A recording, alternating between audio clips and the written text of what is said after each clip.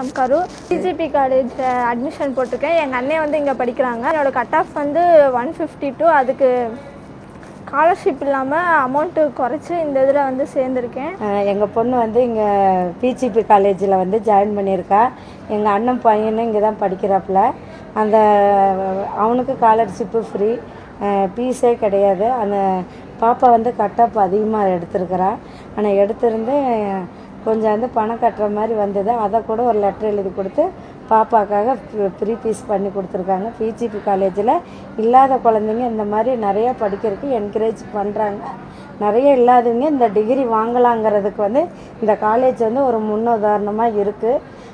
மக்களே உண்மையாக சொல்லணுன்னா நம்மளை மாதிரி இல்லாதவங்களுக்கு இந்த காலேஜில் வந்து எவ்வளவோ என்கரேஜ் பண்ணுறாங்க. தயவுசெய்து சொல்கிறேன், இந்த மாதிரி காலேஜை கரூர் மக்கள் மிஸ் பண்ணிடாதுங்க. என்னுடைய வேண்டுகோள் இதுதான். இது வந்து எங்கள் அண்ணன் பொண்ணு.